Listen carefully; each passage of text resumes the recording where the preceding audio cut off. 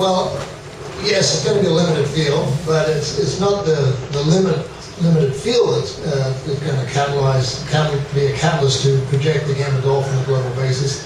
It's the fact that golf is being shown at the Olympics to billions of people watching the game.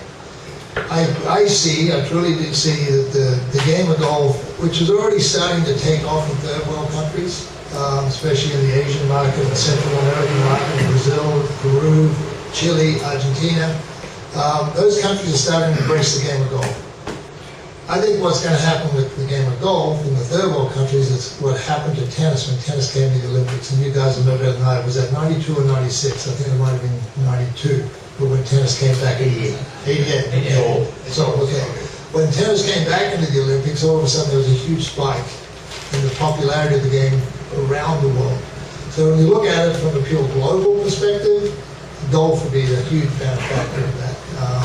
And then obviously the corporations on the back end of that will come, and the growth and the development from the soft goods, the manufacturing, the hard goods side, the companies like Amiga are involved with the game of golf, everything will just boom after that. And but it's so important, as far as I'm concerned, and from being involved from the RFP, the lead up to being the lead design, one of the designer final guys to get involved, and the information we've got, we had to read.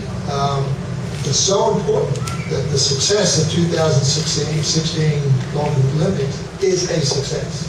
If it's not a success, and 2020, because I believe it's only a one-off so far, they haven't decided whether it's going to be in 2020, it'll be a crying shame. And it'll be the shame on all of us. Every one of us, media, players, designers, everything.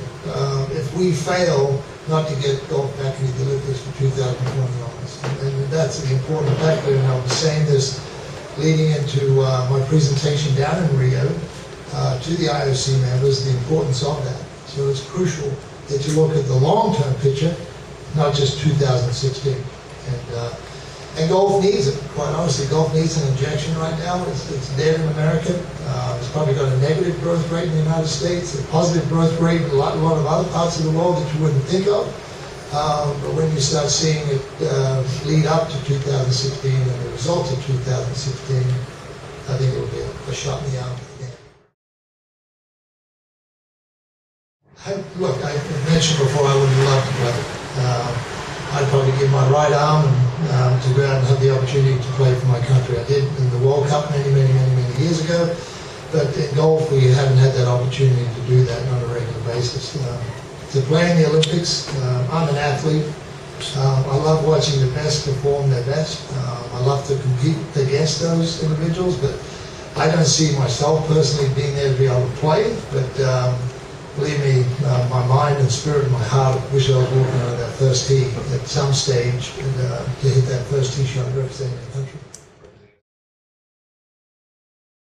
I've had a good conversation with Adam. I had it on the Sunday night, and my conversation with Adam went, I'm not going to tell you exactly, I'll paraphrase it to a degree, but I said to him, he played 68 great holes. He played 50% of your shots on the last 4 holes. Were fantastic. I said, you have to walk away thinking about how well and how easily you beat the field in 68 holes. You can't walk away from it with a negative fashion or negative inflection being drilled into his brain.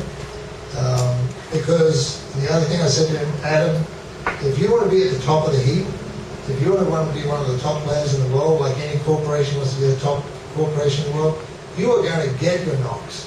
You are not going to have everything your way. There's not a player on this planet who hasn't done that.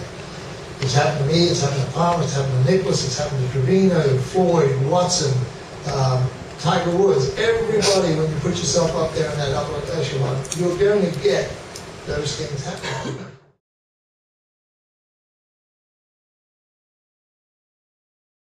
It's finally gone back to where it should be, which is a global sport instead of the domination by one country. It goes to show you that no matter where you come from, whether it's Korea or South Africa, or whether you come from Australia or Ireland, or Northern Ireland, or the United States, the capabilities and the development programs that are in place give the capabilities of player to innovation. I think it's, and I've been consistent in saying this in the media for the last year. I've never seen golf in a healthier state, professionally, because it's truly a global sport now. You start seeing the McElroys and the McDowells and all that. If that's for you, for me, could you tell them I'm busy, please?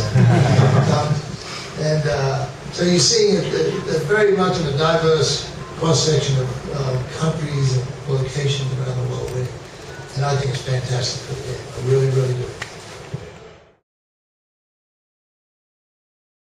As the event gets closer.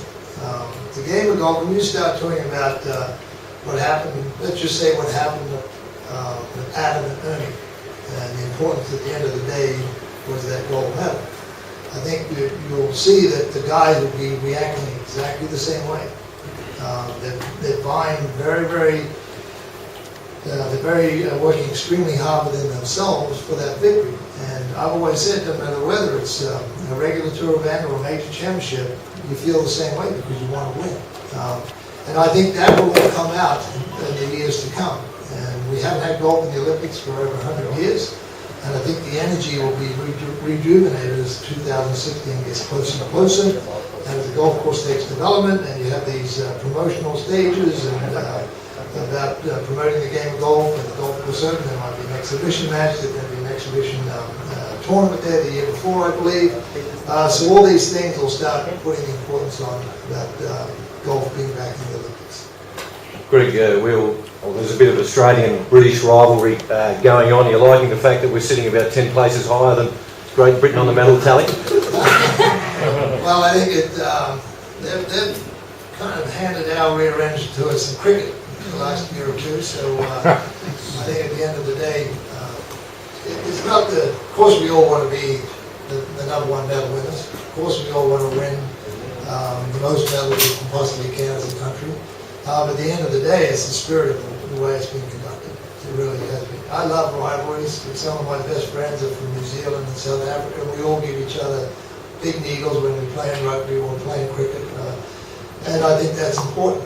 But at the end of the day, when we get on the golf course, we compete against each other. So I don't think it'll be anything different here. What I love about the Olympics more than golf in a lot of ways or any other sport is, when you get a bronze medal at the Olympics, you're a hero. If you finish third at a major championship, you're a choker. In gold. So it's a difference, and it's amazing how when you think about it, my gosh, you can not lead a major championship, shoot 63 the last day, come up one shot short, but you've had a phenomenal charge up the leaderboard like the Chinese swimmer. She shattered the world record. She never anticipated to do it, but you know what? She got all the adulation because she deserved it, because she just plowed right through it. In golf, if you don't win, you're a failure. In the Olympics, if you don't win the gold medal, you are still, admired and respected for finishing second or finishing third or even finishing fourth. Just look what the Brits did in the team gymnastics. Fantastic, And I think that's what we should all take away from the Olympics and about sport. It's not what you win, it's how you position yourself on a regular basis, and are you pushing yourself to be a better person and a better professional or an individual in the sport you're in.